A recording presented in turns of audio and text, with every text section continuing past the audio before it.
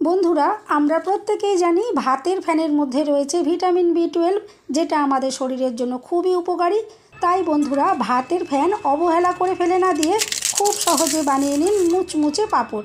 এই পাঁপড়গুলো তৈরির জন্য রোদে শুকোনোর কোনো রকম প্রয়োজন নেই, তেলে ভেজে খেতেও হবে না, জলে তৈরি হয়ে যাবে পাঁপড়গুলো। রেসিপিটা ভালো লাগলে লাইক, শেয়ার, কমেন্ট করতে ভুলবেন না। আর চ্যানেলটা সাবস্ক্রাইব করে আমার পাশে থাকার অনুরোধ রইল। দেখে নেওয়া যাক আমার আজকের রেসিপিটা।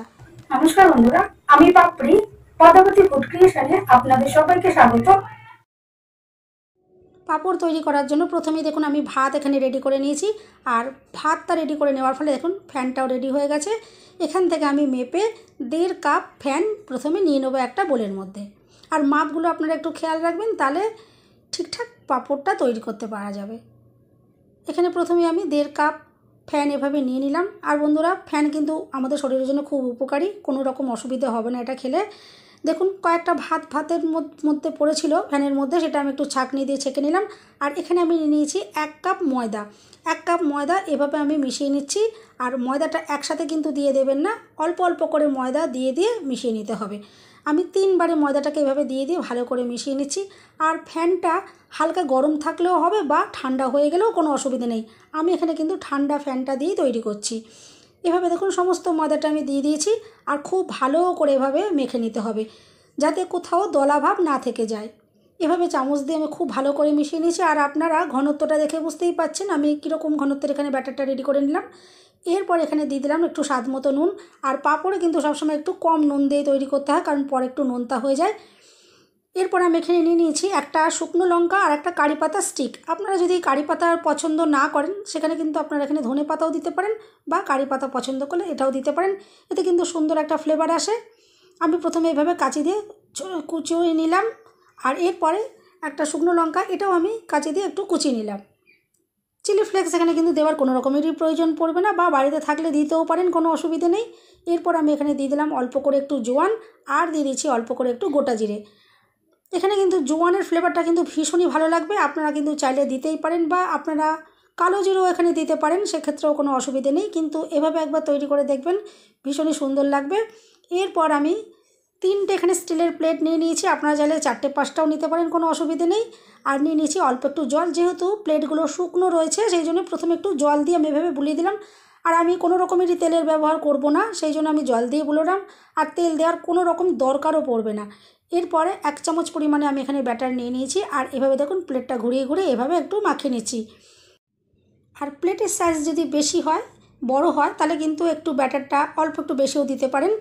এভাবে দেখুন আমি প্লেটগুলোকে রেডি করে নিচ্ছি। আর একসাথে 3টে-4টে প্লেট রেডি করে নিলে করতে খুব সুবিধা হবে, কারণ এই পাঁপড়গুলো তৈরি হতে একদমই সময় লাগবে না, মাত্র 30 থেকে 35 সেকেন্ডের মধ্যে কিন্তু এক একটা পাঁপড় রেডি হয়ে যাবে। আর ওই জন্যই আমি প্রথমে আগে এভাবে একটু রেডি করে নিচ্ছি, তাহলে খুবই সুবিধে হবে, তাহলে গ্যাসের অপচয়টা হবে না। আর গ্যাস আপনারা কিভাবে বাঁচাবেন সেই টিপসও আমি আপনাদের সাথে শেয়ার করব, আপনারা সম্পূর্ণ ভিডিওটা দেখতে থাকুন। এভাবে দেখুন প্লেটগুলোকে আমি প্রথমে রেডি করে নিলাম। আর এরপর গ্যাস জ্বালিয়ে আমি একটা গামলিতে জল ভালো করে ফুটিয়ে নিয়েছি। আর গ্যাসের অপচয় যাতে না হয়, রাতে তরকারি করার জন্য আমি কিছুটা আলু কেটে রেখেছিলাম, আমি আলুগুলো এর ভেতরে দিয়ে দিলাম। পাঁপড় তৈরির সাথে সাথে আমার রাতের তরকারির আলুটাও কিন্তু একদম রেডি হয়ে যাবে। এভাবে কিন্তু আপনারা গ্যাস বাঁচাতেই পারেন। এরপরে একটা পাঁপড় আমি ভেতরে এভাবে দিয়ে দিলাম ঝাঁঝরি থালার ওপর, আর ওপর থেকে এভাবে চাপা দিয়ে দিতে হবে। আর গ্যাসের ফ্লেমটা হাই দিয়ে রেখেই কিন্তু করতে হবে। 30 থেকে 35 সেকেন্ডের মধ্যে দেখুন পাঁপড়টা রেডি হয়ে গেল। ওপরটা ফুলে ফুলে উঠেছে, আপনারা দেখে বুঝতেই পাচ্ছেন। আর এভাবে গ্যাস থেকে নামিয়েই জলের ভেতরে এভাবে দিয়ে দিতে হবে। তবে জলটা কিন্তু নর্মাল জল, কোনো ফ্রিজের ঠান্ডা জল নয়, এভাবে নর্মাল জলের মধ্যে দিলেই হবে।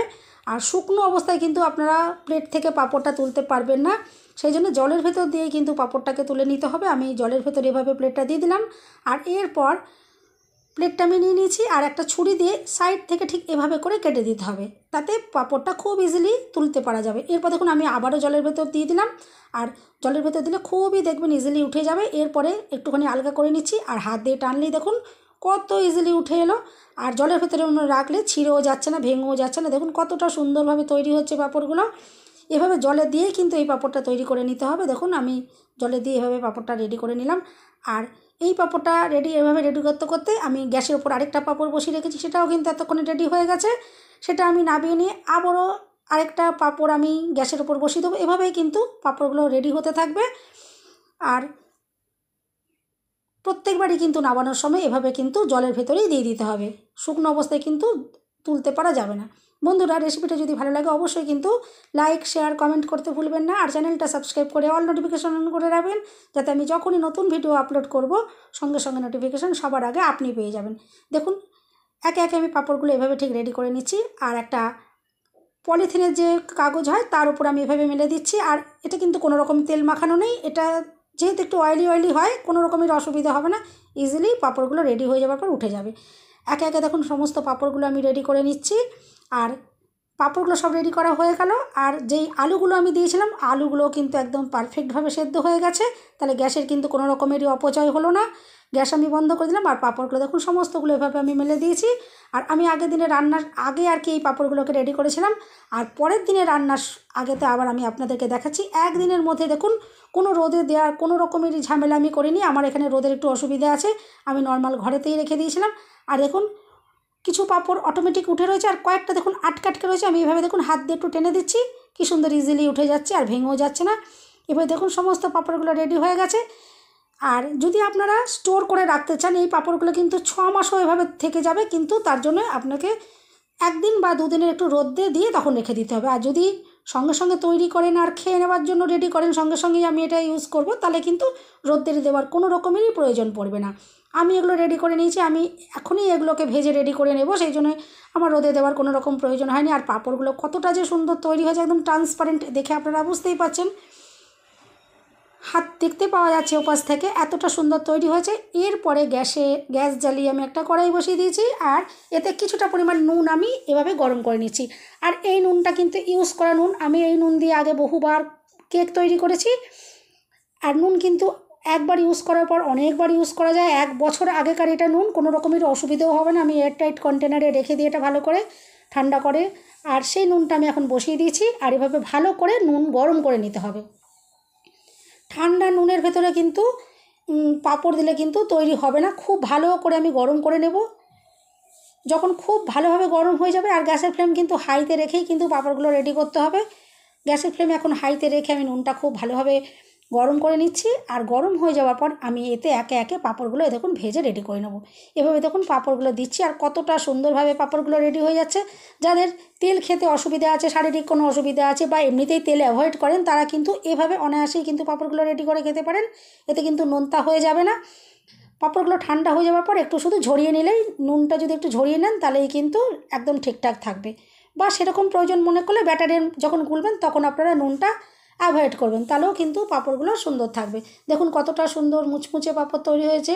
এরপর যারা তেলে ভেজে পাঁপড়গুলো খেতে চান, তাদের জন্য আমি তেলে ভেজেও দেখিয়ে দিচ্ছি। দেখুন তেলে ভাজার পর কতটা সুন্দর পাঁপড়গুলো তৈরি হচ্ছে। আর কেউ যদি ডার্ক কালার পছন্দ করেন, একটু ডার্ক করে রেডি করবেন। আর কেউ যদি সাদা সাদা পছন্দ করেন, একটু সাদা সাদাভাবে ভাজবেন। দেখুন একে একে সমস্ত পাঁপড়গুলো আমি রেডি করে নিচ্ছি। আর এরপরে আমি আপনাদেরকে ভেঙে দেখিয়ে দেবো যে পাঁপড়গুলো কতটা মুচমুচে সুন্দর তৈরি হয়েছে। সন্ধেবেলা চায়ের সাথে কিন্তু একদম জমে যাবে, বা দুপুরে গরম গরম ডাল ভাতের সাথেও কিন্তু খুবই সুন্দর লাগবে। অবশ্যই আপনারা এভাবে বাড়িতে একবার ট্রাই করবেন, দেখবেন আপনাদের ভীষণই ভালো লাগবে। দেখুন পাঁপড়গুলো রেডি হয়ে গেছে। আর যেই পাঁপড়গুলো আমি নুন দিয়ে ভেজেছিলাম, সেইগুলো দেখুন এই দুটো আমি নুন দিয়ে ভেজে আপনাদেরকে দেখিয়েছি। এগুলো আমি এবার ভেঙে আপনাদেরকে দেখাবো, দেখবেন কতটা মুচমুচে ক্রিস্পি তৈরি হয়েছে। আর পরে যেগুলো তেলে ভেজে রেখেছিলাম সেগুলো আমি আপনাদেরকে দেখাবো, দেখবেন কতটা সুন্দর তৈরি হয়েছে। তাহলে বন্ধুরা, রেসিপিটা যদি ভালো লাগে অবশ্যই কিন্তু চ্যানেলটা সাবস্ক্রাইব করে আমার পাশে থাকতে ভুলবেন না। সবাই সুস্থ থাকবেন, ভালো থাকবেন, দেখা হবে নেক্সট ভিডিওতে।